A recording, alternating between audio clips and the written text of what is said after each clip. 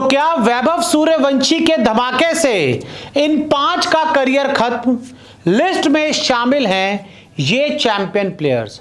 वैभव सूर्यवंशी ने आखिरकार international cricket में धमाका कर दिया। इंग्लैंड में वैभव सूर्यवंशी अच्छी शुरुआत को बड़ी पारियों में तब्दील नहीं कर पाए थे, लेकिन जिम्बाब्वे में वैभव सूर्यवंशी ने दिखाया कि भाई साहब उनमें दम भी है और अगले 15-20 साल वैभव सूर्यवंशी इंटरनेशनल क्रिकेट पर राज करने वाले हैं। तो ऐसे में वैभव सूर्यवंशी के धमाके से किन 5 प्लेयर्स पर है खतरा, आपको एक एक करके बता देते हैं। तो देखिए, 3 मैचों में सबसे ज़्यादा वैभव सूर्यवंशी ने जिम्बाब्वे में 151 रन बनाए। सीरीज में टॉप प्लेयर, धमाकेदार प्लेयर और सबसे ज़्यादा रन।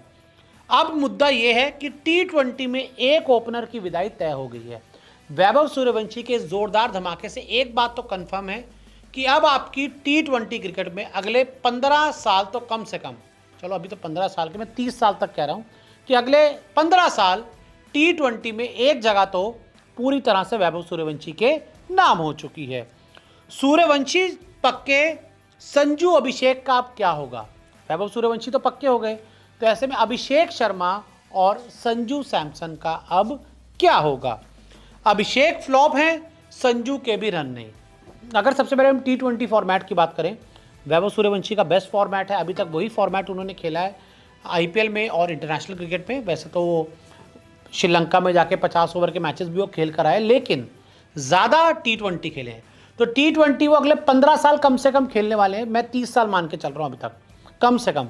वैसे तो 35 साल तक भी वो खेल सकते हैं, अगले 20 साल भी आराम से वो T20 क्रिकेट खेल सकते हैं। तो भले 15 साल तो मान लो कि T20 में एक जगह वैभव सूर्यवंशी की होगी, तो बाकी दूसरे में जो आता जाएगा, रन बनाता जाएगा, खेलता जाएगा, बाकी हटते जाएंगे। और ऐसे में अभिषेक, संजू में से अब एक को बाहर होना होगा।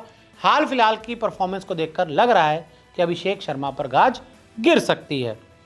T20 की बात होगी। T20 के बाद अब वनडे में भी तो वैभव सूर्यवंशी को लाना होगा ना। श्रीलंका में जो ट्राई सीरीज हुई थी उसमें वैभव सूर्यवंशी ने धमाका किया था। उन्होंने फाइनल में ताबड़तोड़ पारी खेल के इंडिया को जिताया था। तो ऐसे में कब तक वैभव सूर्यवंशी को आप ODI क्रिकेट में नहीं लाएंगे?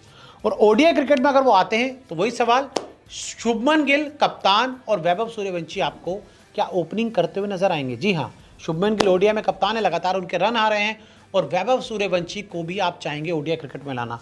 तो ऐसे में अगर वैभव सूर्यवंशी आते हैं, क्या रोहित शर्मा की ODI से विदाई हो जाएगी? क्योंकि रोहित शर्मा अब हो चुके हैं 38 साल के, 38 प्लस हो गए हैं।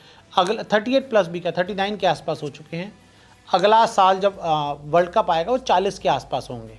तो ऐसे में कब तक रोहित शर्मा खेलते रहेंगे? और क्यों नहीं वैभव सूर्यवंशी को अब धीरे से ODI क्रिकेट में भी इंक्लूड करवाया जाए? तो ऐसे में साथ ही अगर वैभव आते हैं तो एक यशस्वी जायसवाल भी हैं, तो क्या उनकी भी ODI से जगह फिर थोड़ी सी डगमगा जाएगी? क्योंकि अगर वैभव सूर्यवंशी जिस पोजीशन पर एक बार खेल लेंगे वो रन बनाएंगे और उस जगह पर वैभव सूर्यवंशी का कब्जा हो जाएगा। तो ऐसे में दूसरे जो दावेदार होंगे उस जगह के लिए उनको हटना होगा। फिलहाल रोहित शर्मा और यशस्वी पर ODI में गाज गिर सकती है। टेस्ट टीम में भी वैभव सूर्यवंशी आने चाहिए बॉस। अब जब ODI में हम लाने की बात कर रहे हैं, T20 में धमाका कर चुके हैं, तो हम ये भी चाहेंगे ना कि वो टेस्ट क्रिकेट में भी आएँ, टेस्ट क्रिकेट भी खेलें, क्रिकेट के तीनों फॉर्मेट में वैभव सूर्यवंशी का दम दिखे। तो ऐसे में वैभव आएंगे तो कौन बाहर जाएगा टेस्ट क्रिकेट में? हालांकि टेस्ट क्रिकेट में देखा जाता है कि ज़रूरी नहीं है जो ODI T20 का ओपनर है वो टेस्ट में भी ओपनिंग करे, वो नंबर 3, 4, 5 कहीं पर भी खेल सकते हैं। लेकिन फिलहाल अगर ओपनिंग की बात करें, KL राहुल और यशस्वी जायसवाल ओपनर है। और राहुल की उम्र भी होती जा रही है, रन भी बहुत ज़्यादा उस अंदाज में नहीं आ रहे। यशस्वी टेस्ट में ठीक ठाक चल रहे हैं, लेकिन फिर 2 लेफ्ट हैंडर आपके टेस्ट क्रिकेट में हो जाएंगे, ये भी एक थोड़ा सा सवाल रहेगा। लेकिन एक बात ज़रूर पक्की है, वैभव सूर्यवंशी अगले 15-20 साल अगर फॉर्म में रहते हैं तो हिंदुस्तान के लिए क्रिकेट खेलने वाले हैं। ऐसे में तीनों फॉर्मेट में एक एक जगह तो वैभव सूर्यवंशी की पक्की हो जाएगी। आपके हिसाब से क्या उनको ODI और टेस्ट टीम में लाना चाहिए? तो किसकी जगह हमें कमेंट करके ज़रूर बताइए।